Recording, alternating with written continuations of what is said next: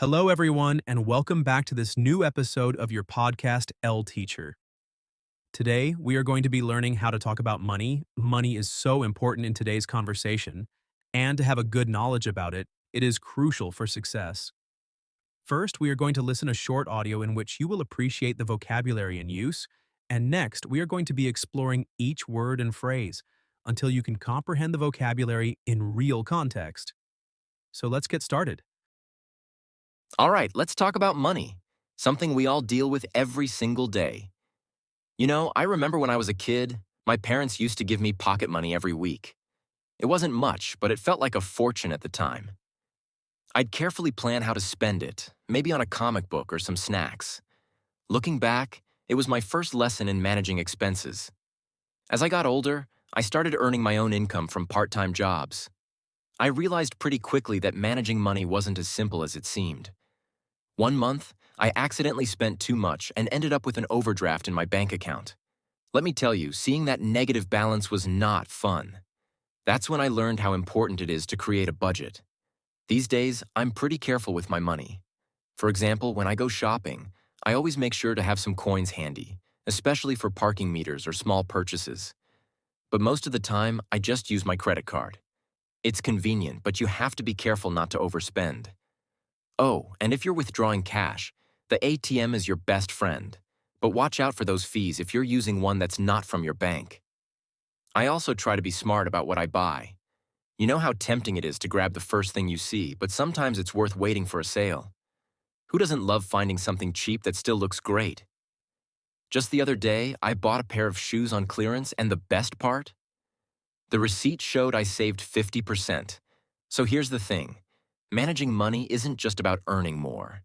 It's about spending wisely, saving when you can, and making sure you're not caught off guard by unexpected expenses. Whether it's pocket money or a full-time income, knowing how to handle your finances is a skill that'll help you for life. So first, let's talk about pocket money.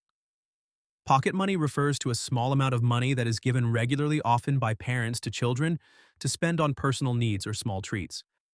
It's commonly used in British English but is understood globally. In American English, the equivalent term might be allowance. It's a great way to teach children about budgeting, saving, and spending responsibly. For example, when I was a kid, my parents gave me $10 a week as pocket money. Back then, that was enough for a snack, maybe a comic book, and if I was really careful, I'd save a bit to buy something bigger later. And let me tell you, pocket money is one of the first ways we learn how to manage finances. My daughter uses her pocket money to buy sweets, but she's saving up for a new toy. I used to spend all my pocket money right away, but my mom taught me to save half of it every week. Eventually, I saved enough to buy my first bicycle. Think about this. If you were given pocket money as a child, what did you spend it on? Did you save it for something big, or did you spend it all right away? If you weren't given pocket money, imagine how you would teach your own kids about managing money. What would you say? Next, we have the word expenses. Expenses refer to the money you spend on goods, services, or other necessities. It can include daily purchases like food and transportation, monthly bills like rent and utilities, or unexpected costs like repairs or medical bills. In simple terms, expenses are all the things we spend money on. Some are small, like your morning coffee, and others are bigger, like paying rent or buying a new phone. Managing your expenses is a key part of being financially responsible. If you don't track them, you might end up spending more than you can afford. And trust me, nobody wants to deal with that stress. For example, My monthly expenses include rent, utilities, groceries, and transportation. Why don't you join us for dinner? I can't. My expenses this month are already too high. Here's something to try. Write down every expense you have for 1 week. It could be as small as buying gum or as big as paying rent.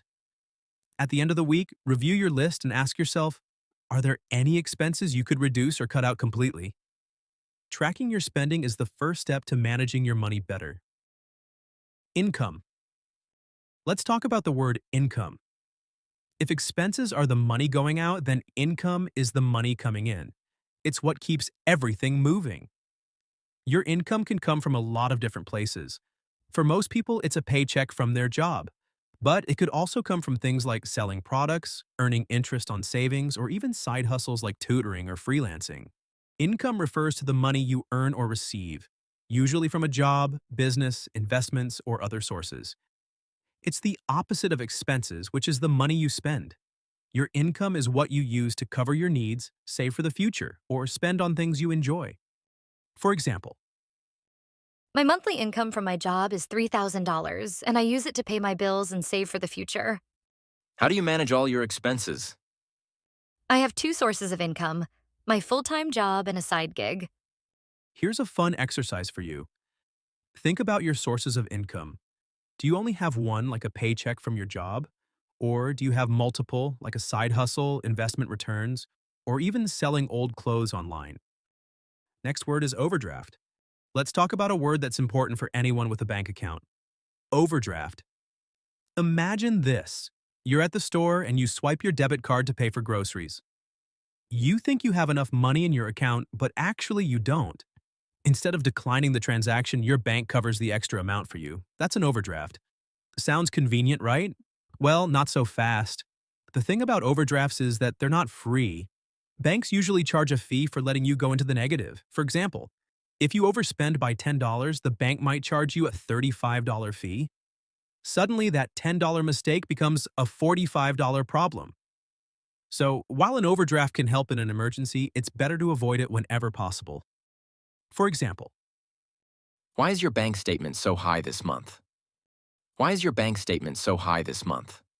I had an overdraft when I paid my rent. The fee was expensive. an overdraft happens when you spend more money than you have in your bank account. The bank temporarily allows you to borrow money to cover the extra expense, but this often comes with fees or interest. It's like a financial safety net, but it can become costly if not managed properly. Next, we have budget. A budget is a plan for how you will spend and save your money over a certain period of time.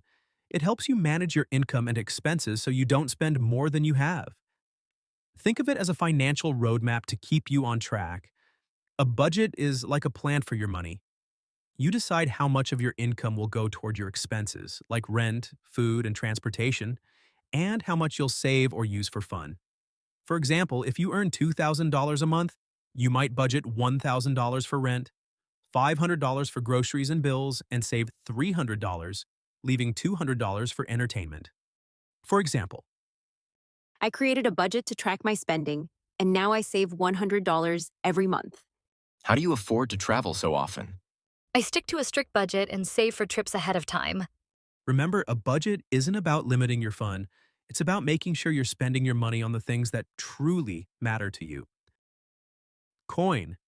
A coin is a small, flat piece of metal that is used as money. It represents a specific value and is often used for smaller transactions. Unlike paper money, coins are durable and commonly used for things like vending machines, parking meters, or tipping. For example, if you buy a pack of gum for $1, you might pay with four 25-cent coins, but coins are more than just spare change. They can really add up. I once saved all my coins in a jar for a year and ended up with $200. Not bad, right? For example, I always keep some coins in my wallet for parking meters. Do you have any spare change? Yeah, I've got a few coins in my pocket. don't underestimate the value of coins. They may seem small, but a little change here and there can make a big difference over time. Next, we have an ATM. An ATM, short for automated teller machine, is a self-service machine that allows you to perform basic banking tasks without needing to visit a bank branch. You can use an ATM to withdraw cash, check your account balance, deposit money, or transfer funds between accounts. It's like a mini bank available 24/7. For example, imagine you're heading to dinner with friends and the restaurant only accepts cash. No problem.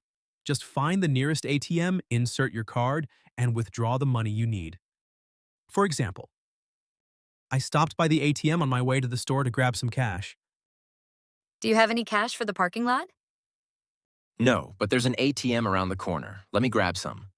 Always check your surroundings when using an ATM, and if you're traveling, find out which ATMs in your destination accept your card to avoid high fees.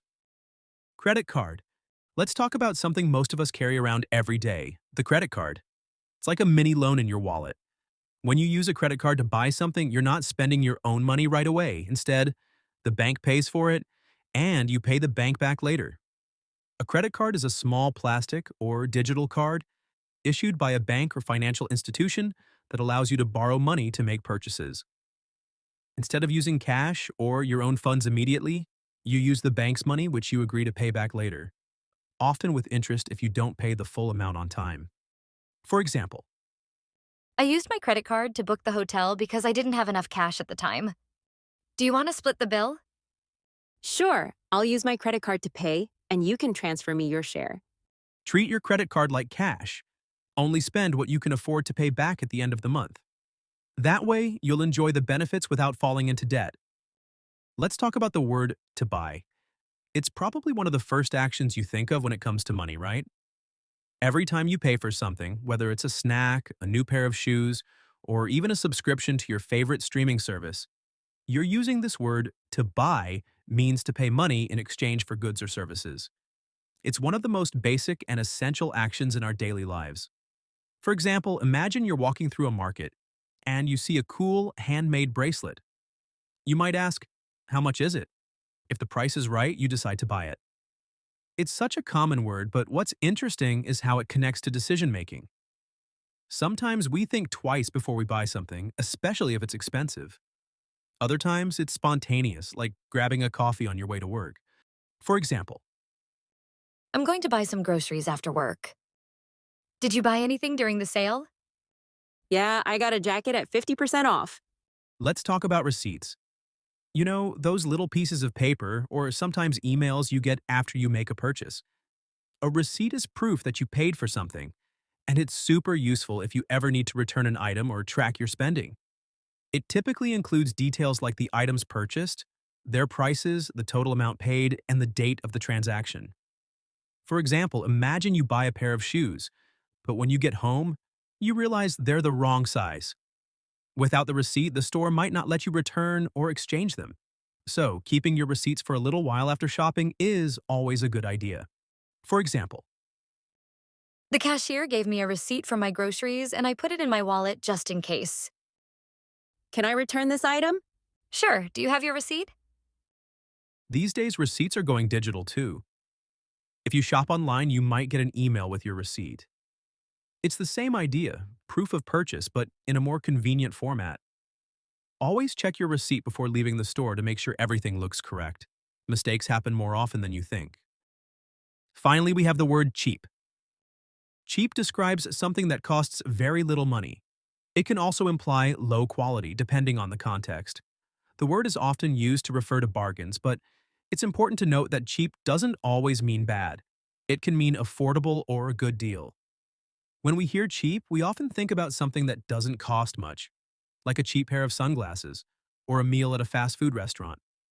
For example, if you find a shirt on sale for $5, you'd say, "Wow, that's cheap." For example, This coffee was only $2. It's so cheap. I found a cheap phone online. Should I get it? It depends. Does cheap mean a good deal or is it bad quality? when shopping, don't just look for the cheapest option. Consider whether you're getting good value for your money. Sometimes spending a little more can save you money in the long run. All right, congratulations. We're almost finished. Let's listen again, and this time, try to spot the vocabulary we just learned. All right, let's talk about money, something we all deal with every single day. You know, I remember when I was a kid, my parents used to give me pocket money every week. It wasn't much, but it felt like a fortune at the time. I'd carefully plan how to spend it, maybe on a comic book or some snacks. Looking back, it was my first lesson in managing expenses. As I got older, I started earning my own income from part-time jobs. I realized pretty quickly that managing money wasn't as simple as it seemed. One month, I accidentally spent too much and ended up with an overdraft in my bank account. Let me tell you, seeing that negative balance was not fun. That's when I learned how important it is to create a budget. These days, I'm pretty careful with my money. For example, when I go shopping, I always make sure to have some coins handy, especially for parking meters or small purchases. But most of the time, I just use my credit card. It's convenient, but you have to be careful not to overspend. Oh, and if you're withdrawing cash, the ATM is your best friend. but watch out for those fees if you're using one that's not from your bank. I also try to be smart about what I buy. You know how tempting it is to grab the first thing you see, but sometimes it's worth waiting for a sale. Who doesn't love finding something cheap that still looks great? Just the other day, I bought a pair of shoes on clearance, and the best part? The receipt showed I saved 50%. So here's the thing. Managing money isn't just about earning more. It's about spending wisely, saving when you can, and making sure you're not caught off guard by unexpected expenses. Whether it's pocket money or a full-time income, knowing how to handle your finances is a skill that'll help you for life. That's all for today's episode. I hope you enjoyed learning these useful words and phrases and feel more confident using them in your daily conversations. Don't forget to follow me to stay updated on all our new episodes and language tips. Also, you can always visit our website for more resources in learning English, where you can find a free PDF practice for this episode. It's the perfect way to reinforce what you've learned today and keep leveling up your English skills. Thanks for listening, and I'll see you next time.